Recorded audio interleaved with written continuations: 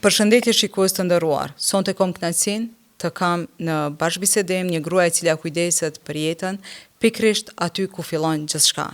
Sonte me mua është profesoresha Sueda Latifi.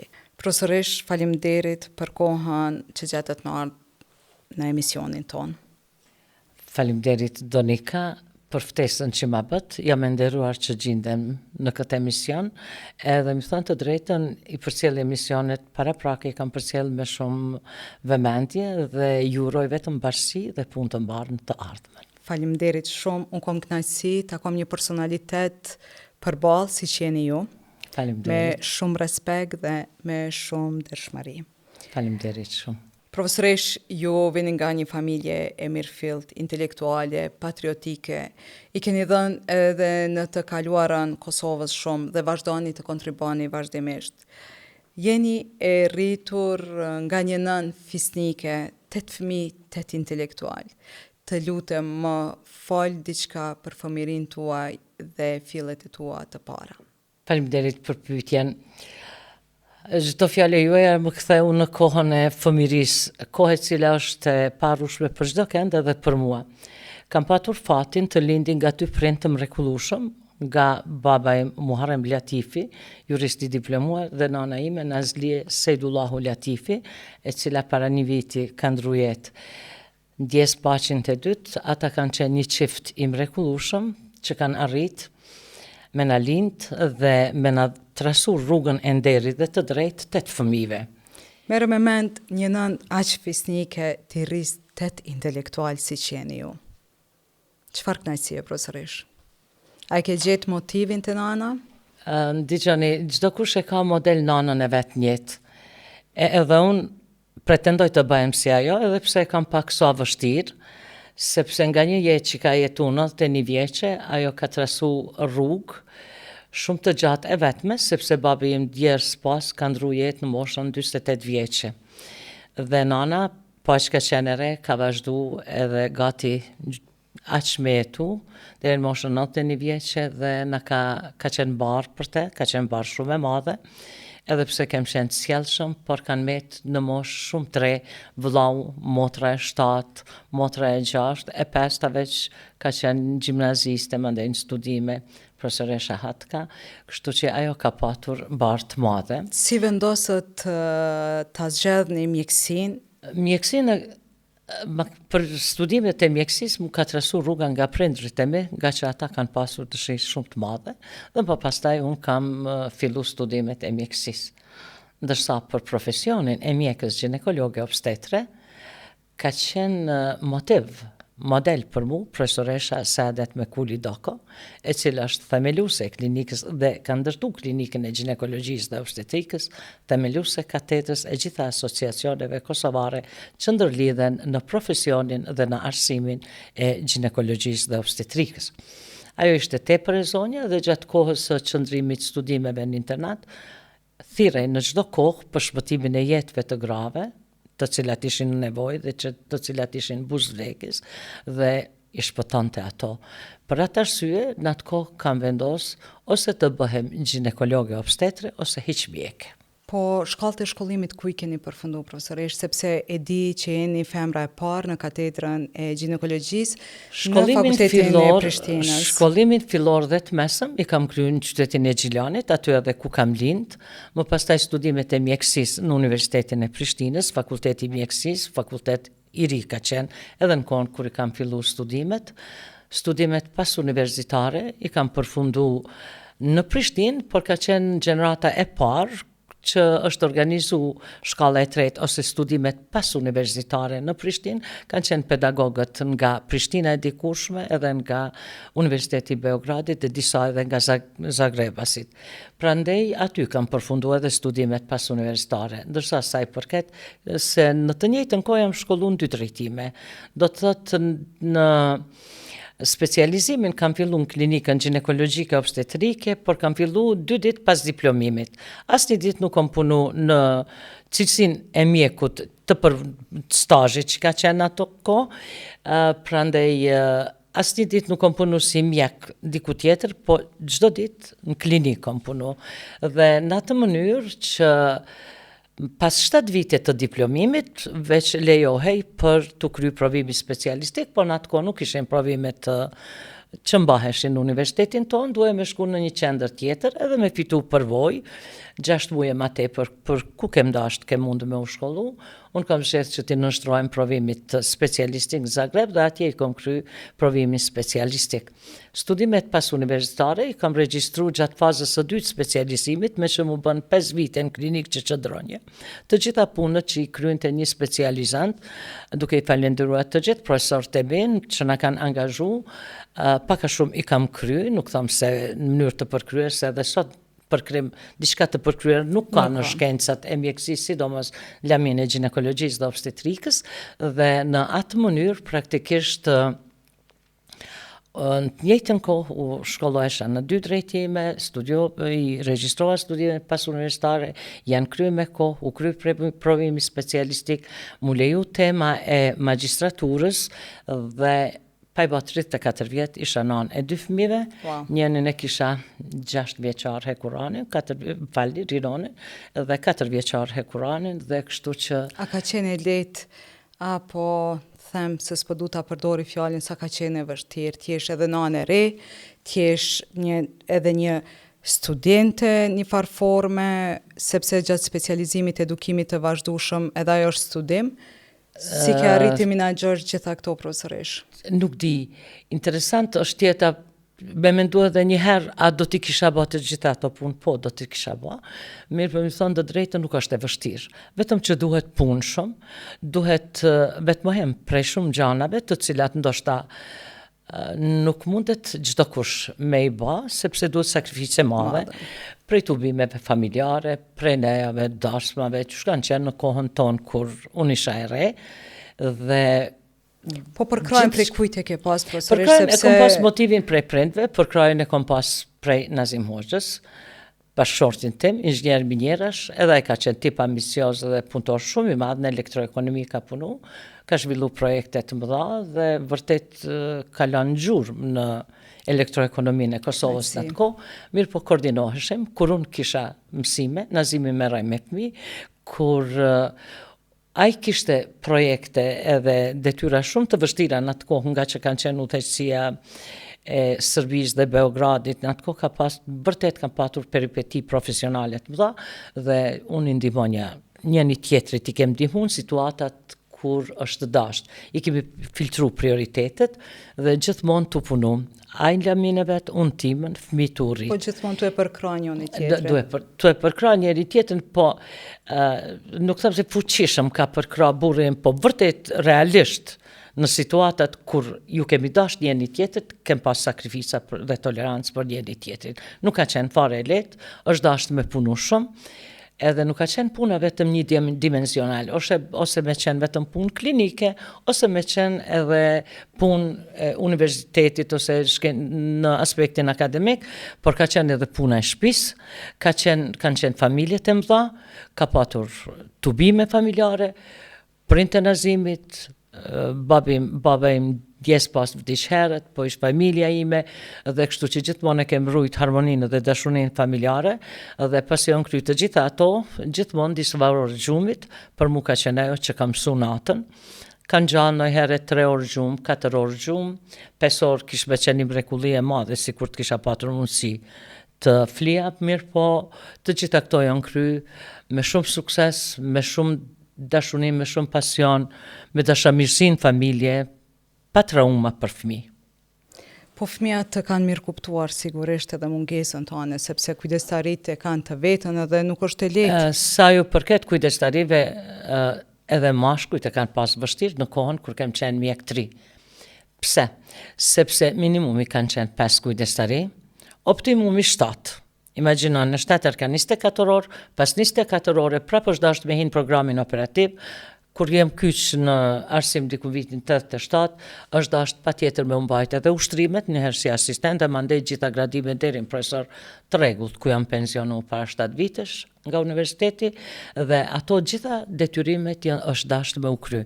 Më pastaj në shtëpi, mungesa për fëmijët, mungesa për Nazimin, peripetit për me iqu në kopsht sa kanë qenë kohën parashkollore, më pastaj për shkollë, kanë qenë të qetë, nuk kanë bo probleme, kanë ejtë vetën në shpe, më thonë mo shumë të hershme, Rinoni dikun 7 vjeç, pa i bo 7 vjetë ka fillu shkollimin, Hekurani ka qenë 5 vjeçar, kur filloi djali i madh me shku në shkollë Rinoni, Hekurani tash rrinte vetë në shtëpi.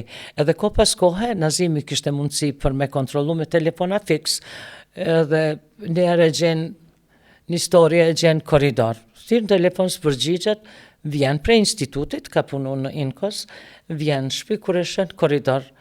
Çka po bon babit? Se kish vënu qelsi në qafë, po thot, babi po ri këtu, po pse babi s'po ri në shpi, mu duk ma mirë me shetit në korridor.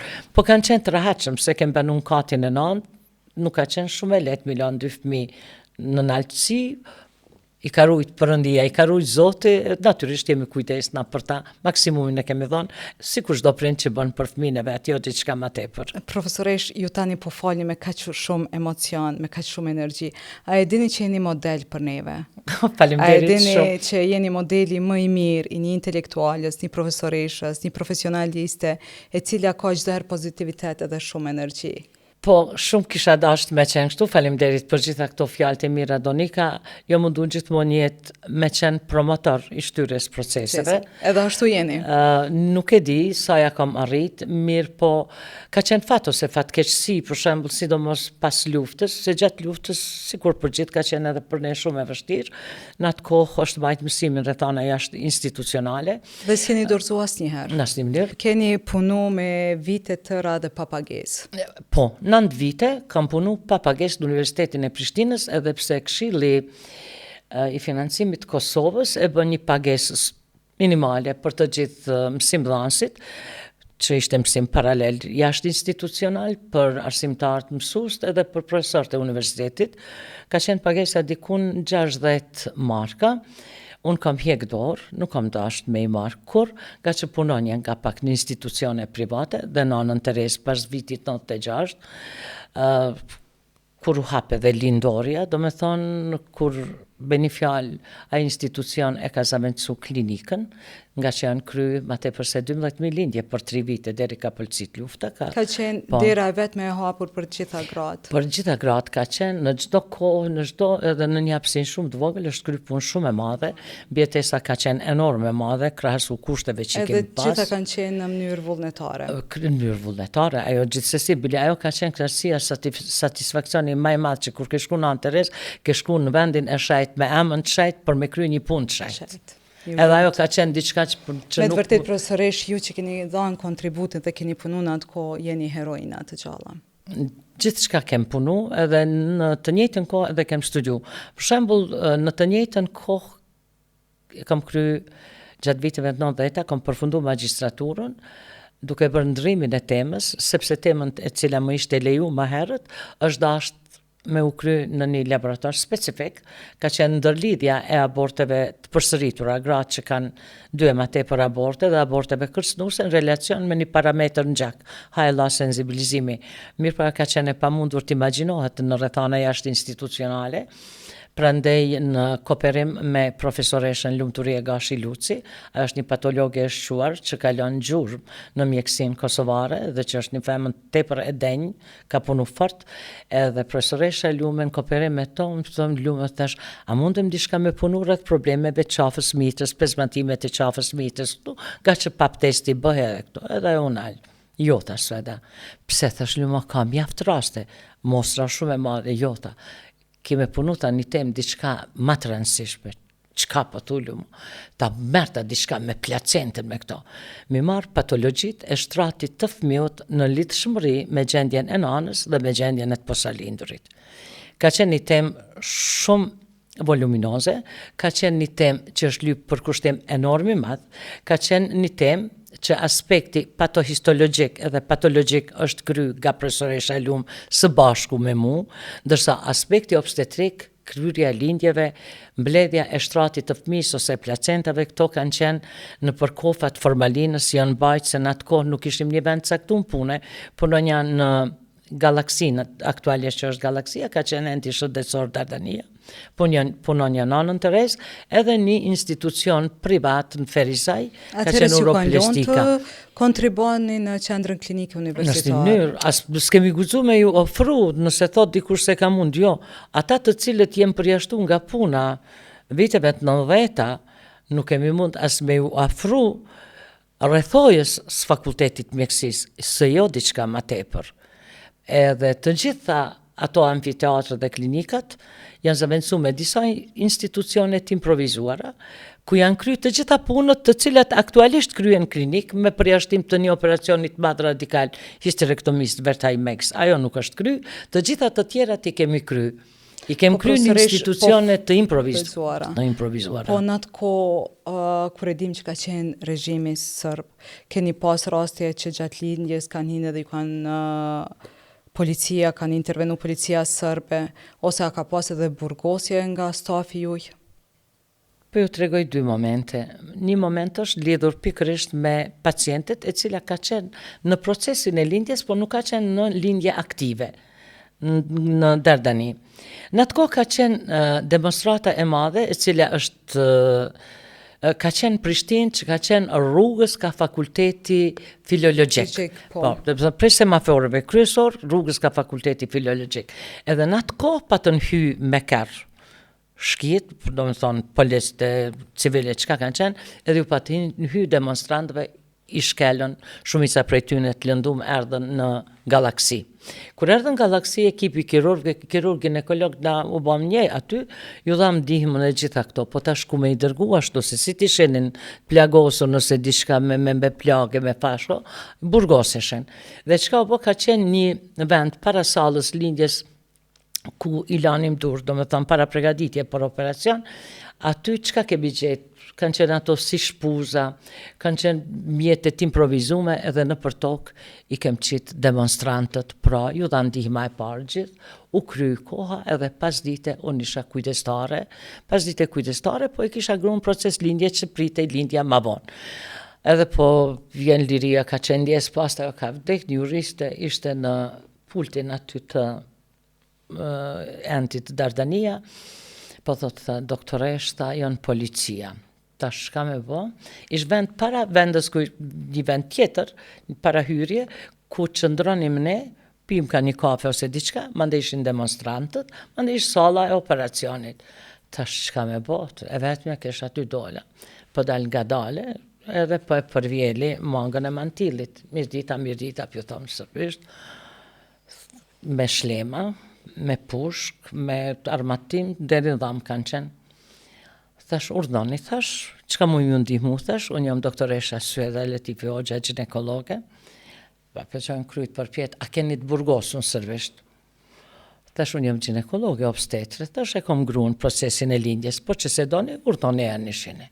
Jo, na fal një zohet doktoresh, dole. Dhe i shpëtuar aty ndërta ka qenë edhe Bujar Dugolli, më pastaj me në emision, kur kam qenë, po edhe Bujari ka qenë. Kështu krejt e ka pas gjemperin e shkrym, kështu, krejt varosun kanë qenë. Më thonë, aty nuk më këtoj viti, saktësisht, po që demonstrat, aty kam qenë në një situatë mjaft sikleqme, edhe ka qenë një rast në provime pranuse, sepse institucionet e klinikave i zavendësonin këto institucionet improvizume, ku i pendima, lindjet, operacionet, trajtimit, demonstrantëve, gjitha aty kryheshin. Më pastaj ndërsa amfiteatrët e fakultetit mjekësisë i kanë zavendësu të gjitha shtëpit, shkolla që kanë qenë, që duhet publikisht me u falenderu të gjithë aty në njerëzve arsimdashës, edhe liridashës që i kanë dhanë shtëpit e tyne, dhe njëherë ishim provim pranus. Vetëm profesorish këtu du me ndërhy. Ata gjithsesi, mirë po për mu herojt e vendit tim jeni ju. Jeni ju luftëtarët, të cilët së pari e këthyt armën ndaj Serbit. Edhe arma juv ka qenë lapsi. Shkolla. Për mu, ju jeni heronjët e vendit tim, ju jeni heronjët e parë të shtetit tonë. Ajo në u ka duk Donika se është pak çka kem ba. Tjesh e bindur, nuk me thëm tash. Këto i kem bo se lapsi ka qenë lapsi, operacioni dituria profesionale për t'i ndihmuar popullin tim. Gjithmonë le ta dinë çdo kush se luftrat nuk fitohen vetëm me pushk. E vërtet. Edhe hartimi i kërsimës krisjes së pushkve duhet të jetë nga diplomacioni edhe nga njerëzit e ditun, të cilët ja dojnë të mirën vendit. Dhe në atë kohë, momenti i dytë që kam qenë në siklet, ishim provim pranus, ishte doktoresha Flora Aslani, ishim pjetën sallë, po vjen, po thotë ta Sueda, po dini si, ata ishte friga nga provimi, ishte natyrisht sicili që jam shy ke fakultetit mjekësisë, ishin nxënës shembullar, ishin nxënës të përkryer. Edhe kishin atë përgjegjësinë se si do t'ja dalin nga aspekti i dijes. Profesoresh, është e vërtet se tani duke bisedu po më kthen në kohë, e mbaj mend disa prej familjarëve që vinin prej vendeve të Dugaxhinit, për shembull, sa kanë hek indeksat mos mu pa.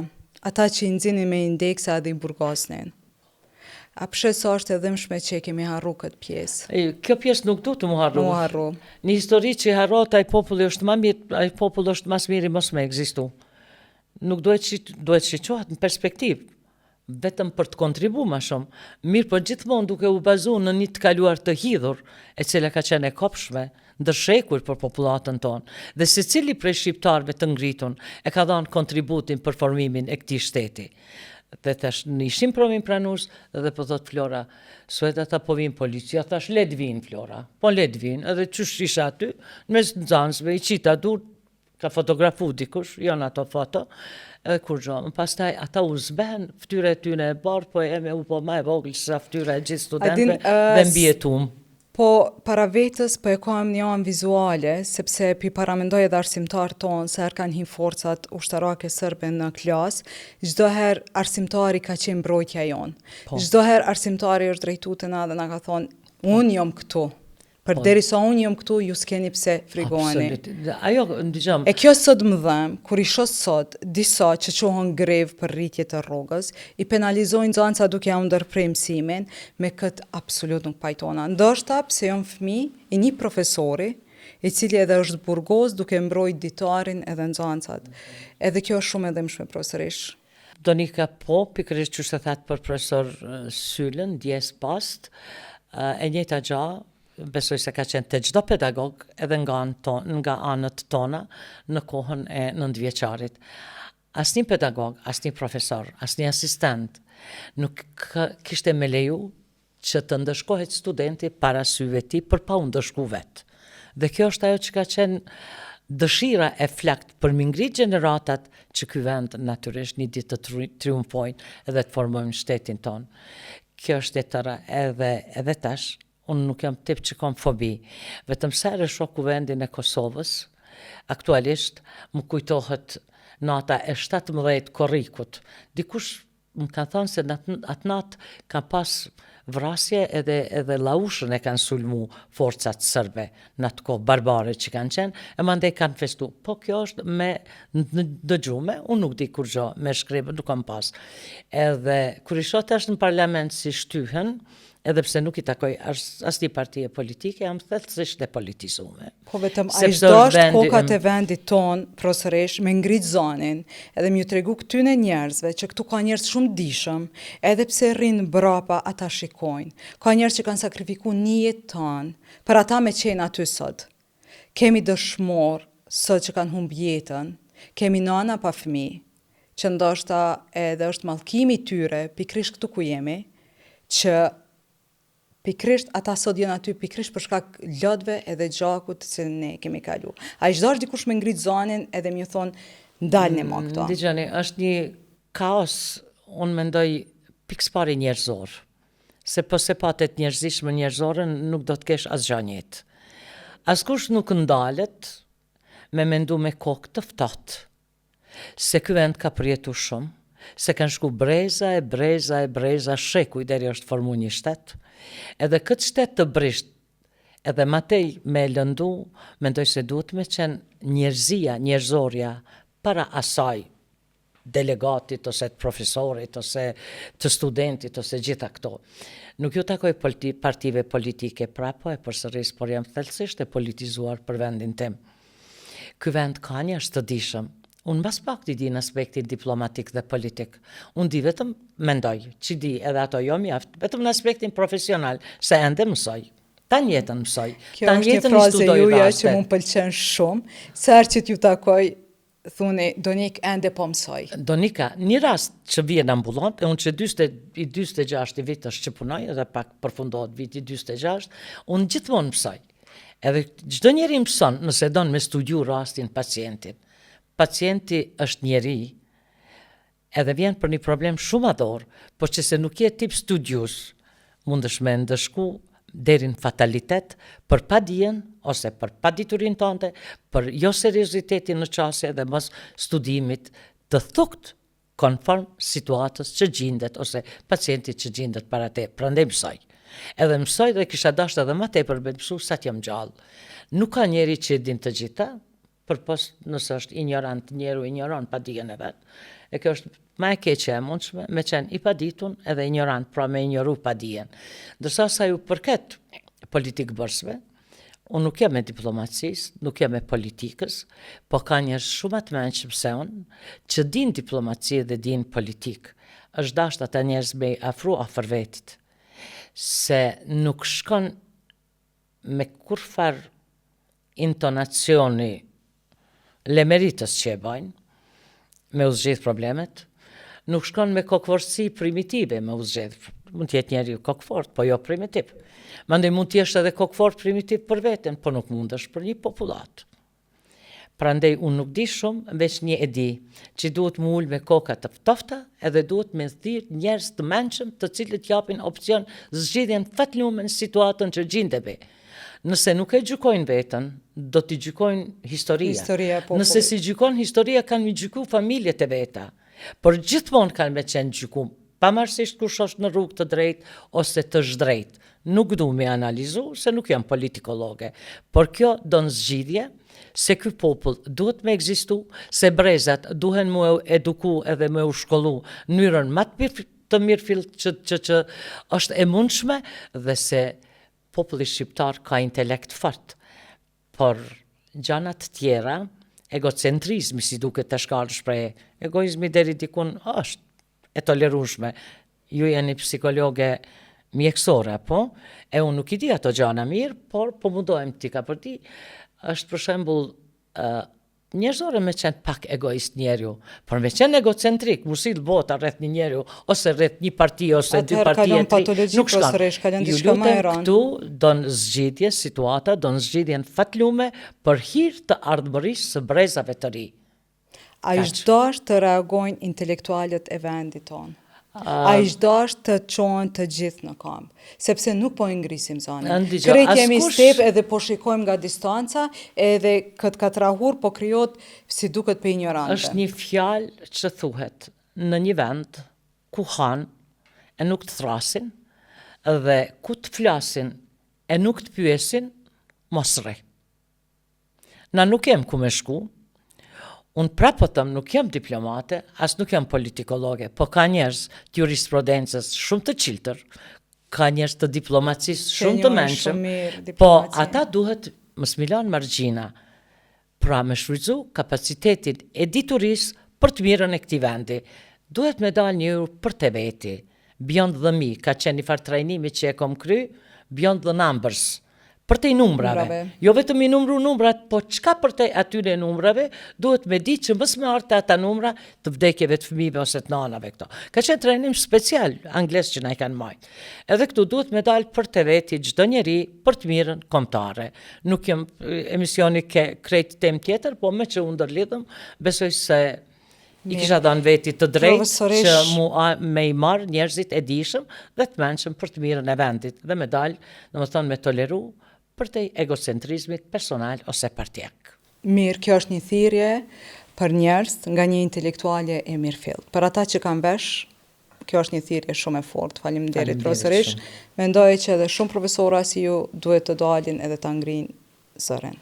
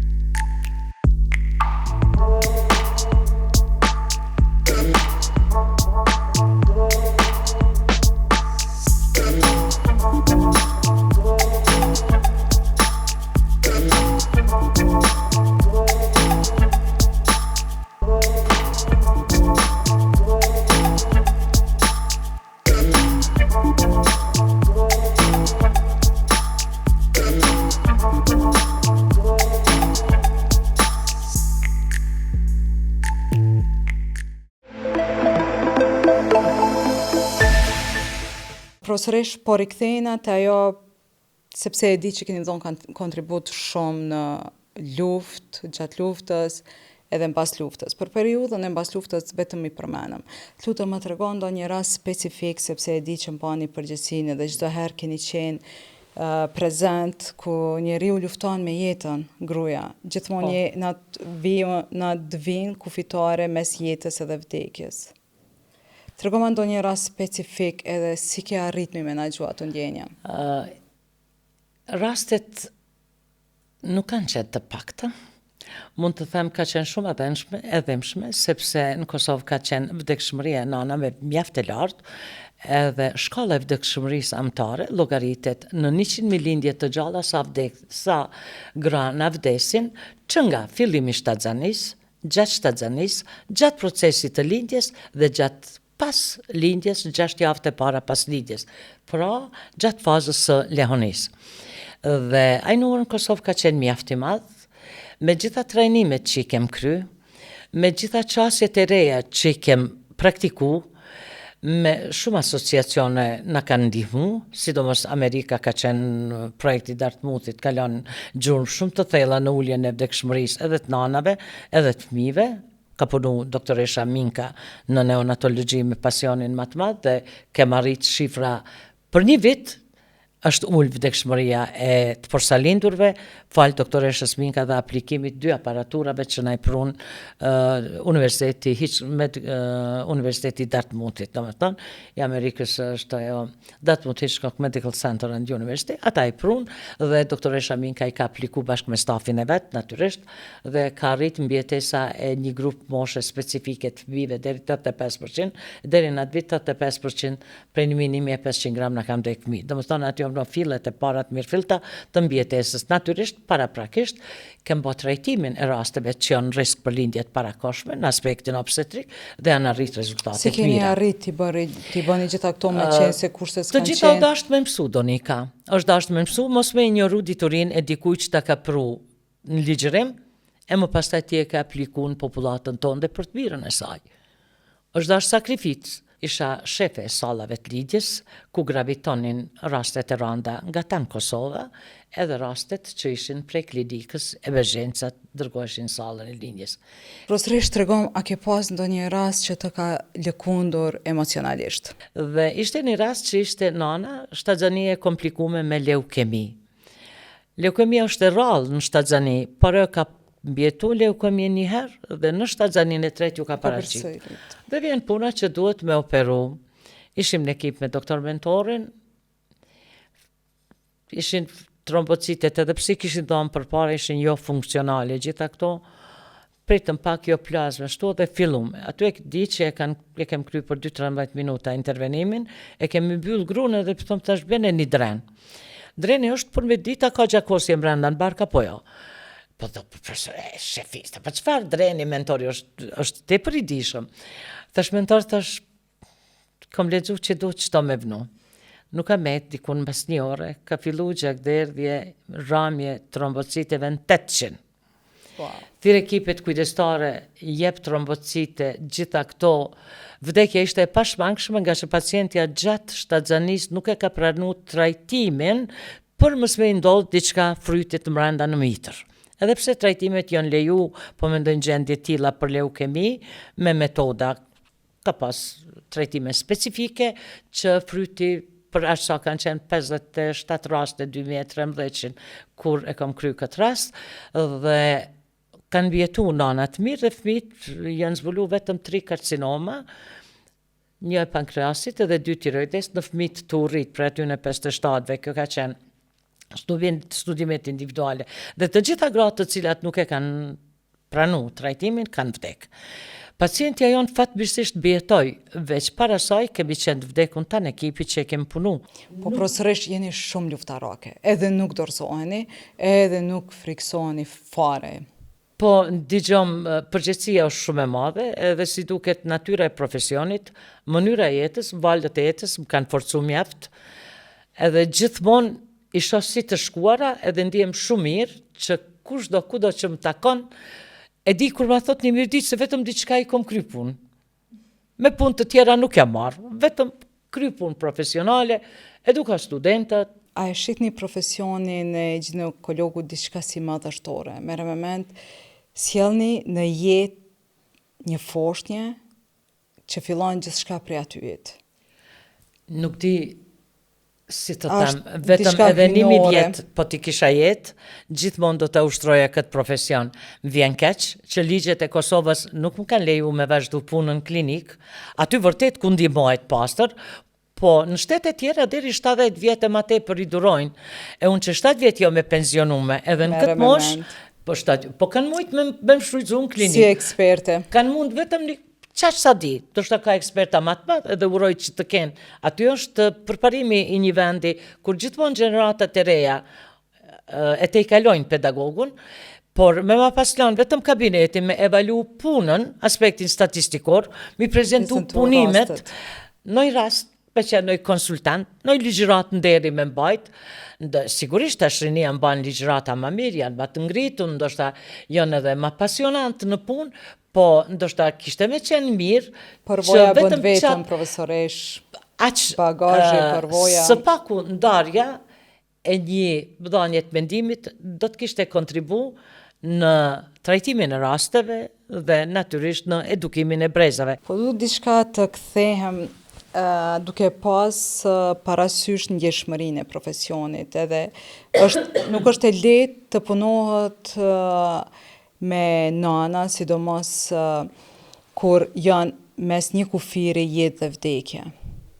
Tu ka dash ndonjëherë edhe ti jesh edhe psikologe për ato nana, ti motivosh që të mos dorëzohen. Do t'ishte mirë Përveç sikur- punës operative që e kryni. Do t'ishte mirë, sikur të kishte mundësi para ndërhyrjes me ardhë në gjendje ku do të ndihmonte psikologu. Po ato ishin gjendje rëmuje kur vinin, shumicën e rasteve, dhe duhet të kryej puna, sidomos në rastet, është interesant, ndonjëherë jemi popull shumë i mirë, ndonjëherë jemi pak i çuditshëm. Pacientet të cilat kishin komorbiditete o smundje bazë, për shembull smundje kardiake, edhe ato martoheshin, ka pas gjendje për shembull, ka patur gjendje që nuk kishin guxuar me shtatzan, edhe nëse kishin mbetë shtatzan ish dashur me u ndërprej, edhe nëse nuk ishte ndërprej ish dashur me u shiqur në mënyrë multidisiplinare me kardiologë me gjithë. Edhe ndër të tjerat vinë raste të tilla në procesin e lindjes, s'ke çka i ban.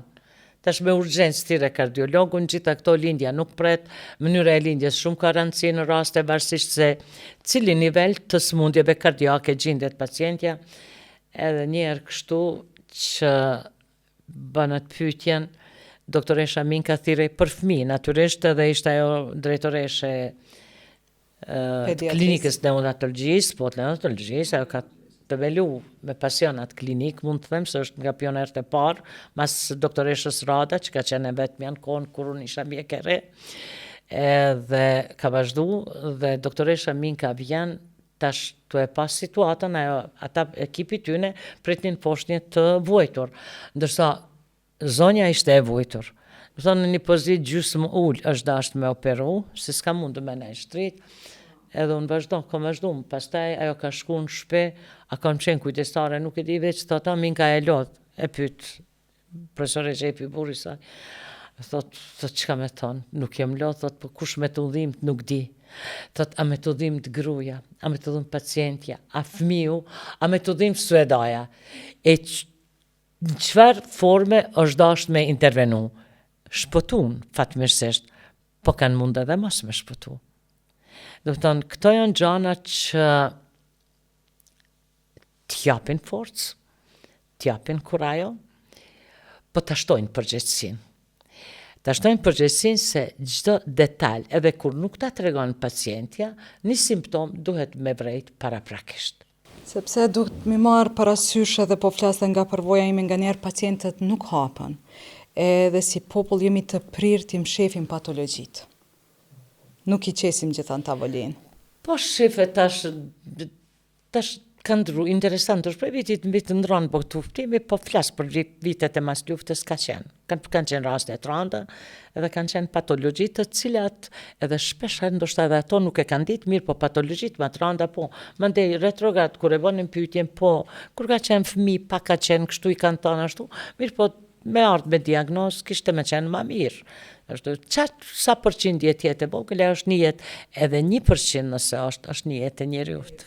Profesorish, me qenë se i takojmë këti komuniteti edhe botë kuptimet të na janë shumë të rana. Po dua me të pyet çka do të thot himena apo në gjuhën popullore virgjëria. Sepse te ne e lidhin shumë me moralin, me ndershmërinë këtë pjesë. Është një pyetje mjaft e qelluara, po është edhe mjaft përgjigje delikate. T'ju them të drejtën, himeni nuk është asgjë tjetër nga aspekti anatomik, është një cip e cila identifikon, do të thotë, vizhërinë dhe e cila në raportet e para intime, të shumta në rasteve, griset. Por ka edhe raste kur është elastik himeni edhe praktikisht kryen raportet intime dhe mbetet intakt. Do të thotë ka është cipa e vizhërisë elastike. Ajo është një shenjë që tregon se femna më parë nuk ka patur raporte intime. Por në të kaluarën, besoj se edhe tani, është diçka me vlerë, ashtu e kanë konsideru popullin, po jo vetëm popullin, se çdo kush kur e merr femnën ka qef me pas të parën për veti. Natyrisht edhe femna nuk don që mashkulli të jetë me ndonjë dredhi, natyrisht, ose ndonjë. Mirë, po, profesorish, femra nuk e lyp mashkullin të virgjër, ndërsa mashkujt e kanë këtë botë kuptim. Ato janë aspektet psikologjike dhe janë mentaliteti një shoqënisë që ndoshta nuk isha ditë me dhënë përgjigje. Jo, ju e dini shumë mirë, a di pse po ja u bëj këtë pyetje. Sepse e di edhe unë nga njerë gjindem në pozita të tilla, edhe ju gjindeni kur e sjellin një vajzë për konstatim a është e virgjër apo jo.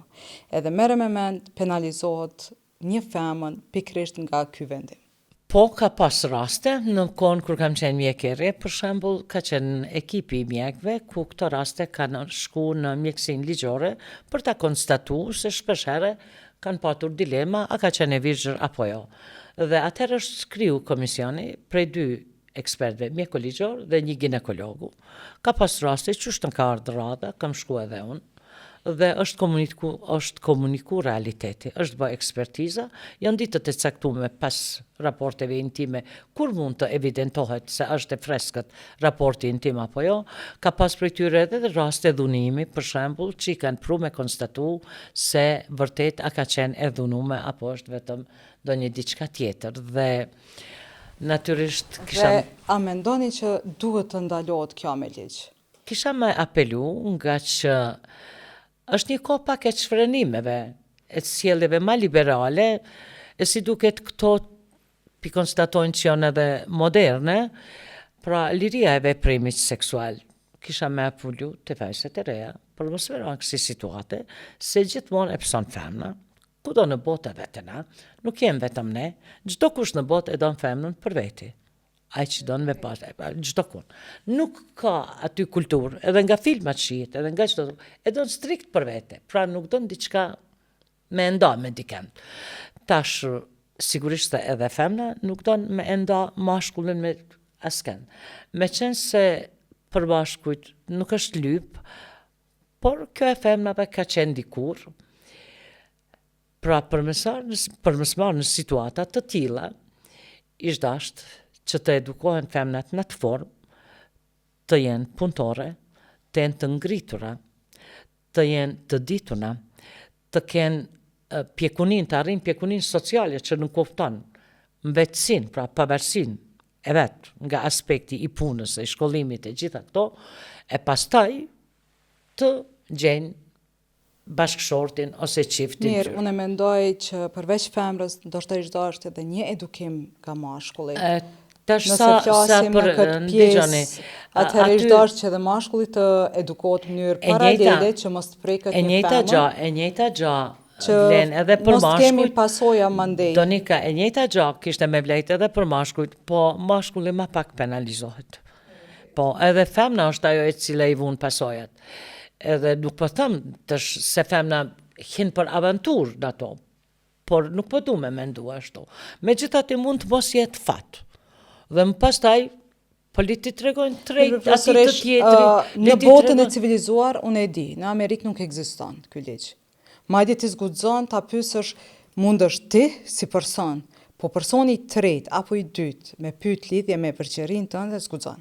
Në kohën kur kam qenë viteve 80-ta, po ka ekzistu Komisioni në mjekësinë ligjore dhe është dhënë vërtetim për atë gjendje që është gjetë. gjetë. Edhe në klinikën time, për shembull kam pas raste ku vjerri e sjell nusën për me bë pyetje, a është e virgjër apo jo.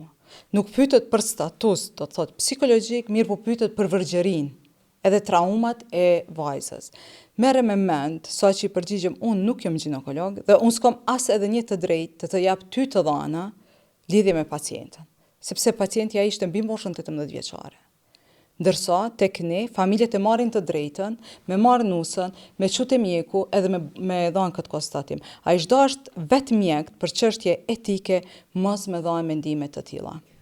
Sepse dikujt i kushton edhe me jetë. Zakonisht rastet të cilat kanë ardhur mjekësinë ligjore kanë qenë prej çiftit.